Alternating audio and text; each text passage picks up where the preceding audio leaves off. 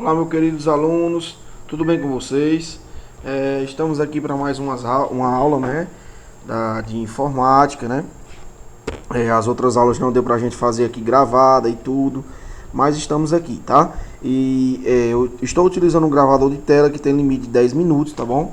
Então a gente vai ter que ser breve nas nossas palavras. Se eu for preciso fazer outro vídeo para continuação da aula, farei, mas acho que não será necessário.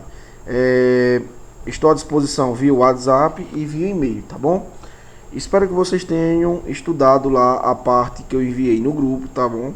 Recebi pouquíssimos exercícios, tá bom? E espero que vocês me enviem.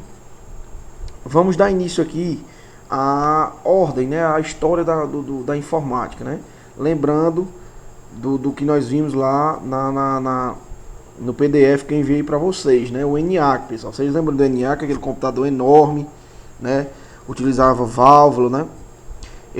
Eu trouxe ele aqui para a gente lembrar um pouco da primeira geração de computadores, né? O que é a primeira geração de computadores? A história da informática, ela foi dividida por gerações, tá bom? Então são 5 gerações. Cada geração é uma evolução que teve o computador. Então por isso que eu botei a evolução dos computadores, tá bom? Então a primeira geração, o ENIAC, é como se fosse o pai delas, né? É como se fosse ali a máquina central de tudo, né?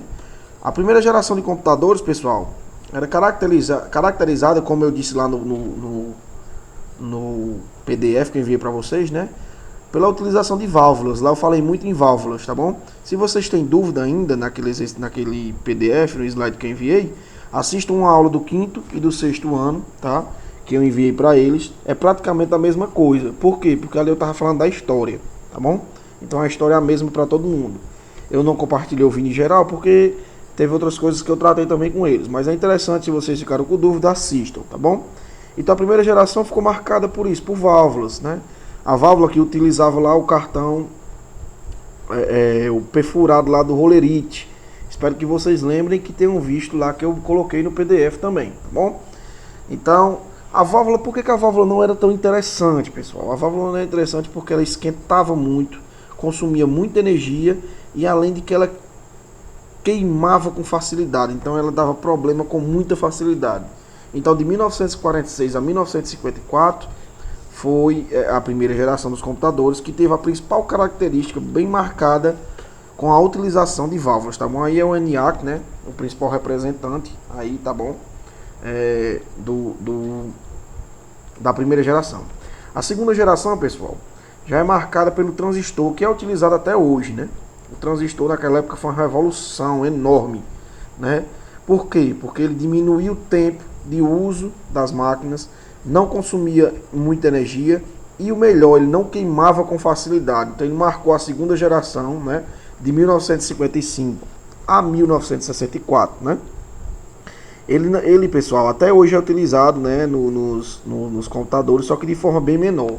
Como vocês podem ver, aqui é uma foto de um transistor, tá bom?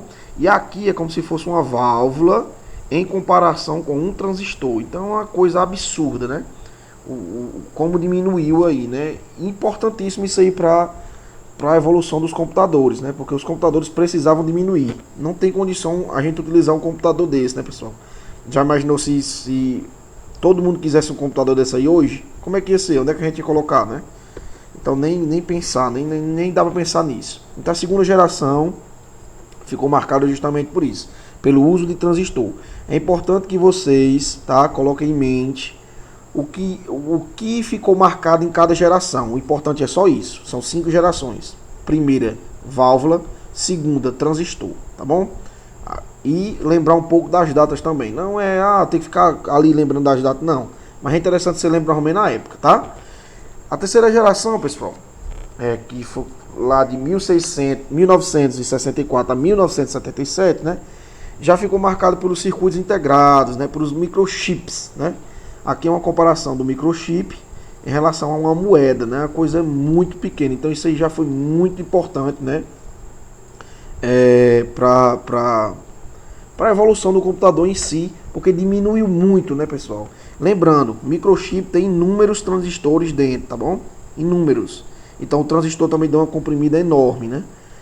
foi muito importante isso aí já para programação de circuito integrado de computador, tá bom? Nesse período, nessas gerações, foram criados inúmeros computadores. Eu não me atentei a isso, porque a gente ia perder muito tempo, tá bom? O ENIAC ali foi, eu parei no ENIAC porque ele foi o mais importante, né? Ele foi o primeiro computador a ser criado, assim, o computador que a gente pode dizer que utilizou programação, né? Utilizou lá os cartões do nosso amigo Rolerite, né? Enfim, e a terceira geração foi muito importante já para o crescimento, né? E a fabricação de computador. Tá, aí já foi criado o computador que a gente vai estudar depois a história do Steve Jobs, do dono da Microsoft, que é o Bill Gates, né? Que são os inventores aí dos sistemas operacionais, né? E computadores também. Então a gente vai utilizar os feitos deles nas próximas aulas, tá bom? A quarta geração, pessoal, a quarta geração do computador, de 1977 a 1991, não é tão longe assim da gente, né? Acho que os pais de vocês já lembram, né? Ela foi como é que você diz, revolucionada pelos processadores, que era a junção de tudo, né? Numa só peça, tá entendendo? Numa só peça. Então os processadores, né, que é onde todas as informações entram e de lá saem processadas, tá? Com a utilização dos sistemas operacionais, que a gente vai ver o que é um sistema operacional, para que ele é utilizado, tá bom? Revolucionou aí também as programações, as linguagens de programações, né? Outras coisas que não é tão interessante falar para vocês, que a gente aqui só está estudando as gerações do computador, tá bom? Então a quarta geração ficou marcada pelos processadores. Vamos lembrar? Primeira geração, válvula. Segunda, transistor. Terceira, chip. Quarta, processador, tá? E a quinta geração, pessoal, né? Nós já chegamos nos dias atuais, né? Um computador que hoje você pega numa palma da mão, diferente do ENIAC, que utilizava 20 mil válvulas, para vocês terem noção disso, 20 mil válvulas, tinha que ter um prédio de 180 metros quadrados, isso era uma coisa fora do comum, né? E hoje um computador cabe numa mesa, cabe na palma de uma mão, né? Um celular mesmo hoje pode ser considerado um computador, né? Porque ele realiza diversos cálculos e tudo, né? Na quinta geração, pessoal, houve a junção, né? Processador com inúmeros transistores. Então, por isso que eu disse a vocês que os transistores lá revolucionaram, tá bom? A informática. Então, os processadores com milhões de transistores, né? É a junção deles dois. Que aí foi criado, né? Os processadores, né? Discos rígidos, né? E a capacidade de armazenamento, né, dos computadores. É muito interessante a gente lembrar disso. Os computadores possuem uma capacidade de armazenamento enorme, pessoal.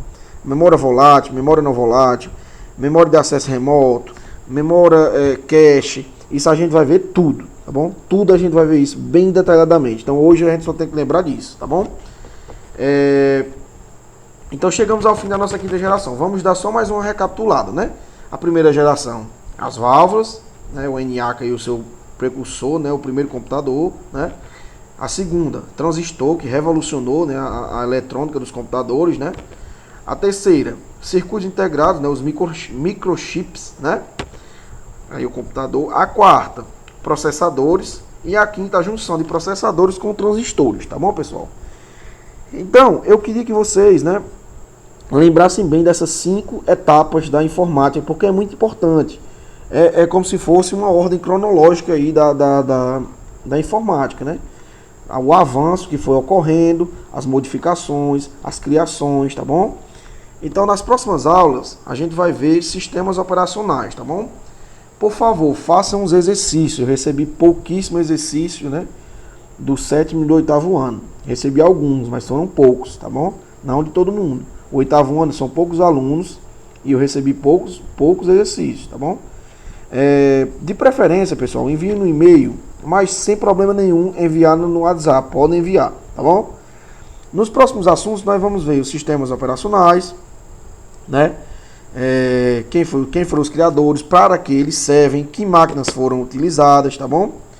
E adiante vamos ver também um pouco da história aí dos criadores desses sistemas operacionais. Então eu fico por aqui, tá bom? Fique com Deus. Qualquer dúvida, estou online, tá? No meu WhatsApp e estou à disposição. Até mais.